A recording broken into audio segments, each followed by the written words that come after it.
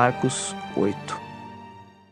Naqueles dias, quando outra vez se reuniu grande multidão, e não tendo eles o que comer, chamou Jesus os discípulos e lhes disse: Tenho compaixão desta gente, porque há 3 dias que permanecem comigo e não tenho o que comer. Se eu os despedir para suas casas em jejum, desfalecerão pelo caminho, e alguns deles vieram de longe. Mas os seus discípulos lhe responderam: De onde poderá alguém fartá-los de pão neste deserto? E Jesus lhes perguntou: Quantos pães tendes? Responderam eles: 7. Ordenou ao povo que se assentasse no chão. E tomando os 7 pães, partiu-os após ter dado graças e os deu a seus discípulos para que estes os distribuíssem, repartindo entre o povo. Tinham também alguns peixinhos, e abençoando-os, mandou que estes igualmente fossem distribuídos. Comeram e se fartaram, e dos pedaços restantes recolheram 7 cestos. Eram cerca de 4.000 homens. Então Jesus os despediu. Logo a seguir, tendo embarcado juntamente com seus discípulos, partiu para as regiões de Dalmanuta. E saindo os fariseus, puseram-se a discutir com ele, e tentando-o, pediram-lhe um sinal do céu. Jesus, porém, arrancou do íntimo do seu espírito um gemido e disse: Por que pede esta geração um sinal? Em verdade vos digo que a esta geração não se lhe dará sinal algum. E deixando-os, tornou a embarcar e foi para o outro lado.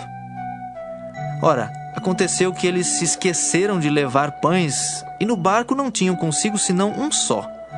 Preveniu-os Jesus, dizendo: Vede, guardai-vos do fermento dos fariseus e do fermento de Herodes. E eles discorriam entre si: É que não temos pão. Jesus, percebendo, lhes perguntou: Por que discorreis sobre o não terdes pão? Ainda não considerastes nem compreendestes? Tendes o coração endurecido? Tendo olhos, não vedes? E tendo ouvidos, não ouvis?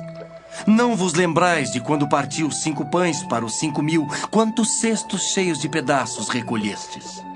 Responderam eles: 12. E de quando partiu 7 pães para os 4.000, quantos cestos cheios de pedaços recolhestes? Responderam: 7. Ao que lhes disse Jesus: Não compreendeis ainda? Então chegaram a Betsaida, e lhe trouxeram um cego, rogando-lhe que o tocasse. Jesus, tomando o cego pela mão, levou-o para fora da aldeia, e aplicando-lhe saliva aos olhos e impondo-lhe as mãos, perguntou-lhe: Vês alguma coisa? Este, recobrando a vista, respondeu: Vejo os homens, porque como árvores os vejo andando. Então, novamente lhe pôs as mãos nos olhos, e ele, passando a ver claramente, ficou restabelecido. E tudo distinguia de modo perfeito. E mandou Jesus embora para casa, recomendando-lhe: Não entres na aldeia. Então Jesus e os seus discípulos partiram para as aldeias de Cesareia de Filipe, e no caminho perguntou-lhes: Quem dizem os homens que sou eu? E responderam: João Batista, outros Elias, mas outros algum dos profetas.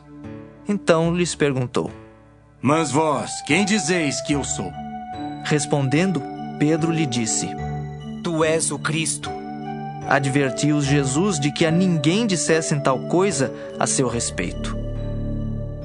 Então começou ele a ensinar-lhes que era necessário que o Filho do Homem sofresse muitas coisas, fosse rejeitado pelos anciãos, pelos principais sacerdotes e pelos escribas, fosse morto e que depois de 3 dias ressuscitasse. E isto ele expunha claramente. Mas Pedro, chamando-o à parte, começou a reprová-lo. Jesus, porém, voltou-se e, fitando os seus discípulos, repreendeu a Pedro e disse: Arreda, Satanás! Por que não cogitas das coisas de Deus e sim das dos homens? Então, convocando a multidão e juntamente os seus discípulos, disse-lhes: Se alguém quer vir após mim, a si mesmo se negue, tome a sua cruz e siga-me. Quem quiser, pois, salvar a sua vida, perdê-la-á. E quem perder a vida por causa de mim e do Evangelho, salvá-la-á. que aproveita o homem ganhar o mundo inteiro e perder a sua alma? Que daria um homem em troca de sua alma?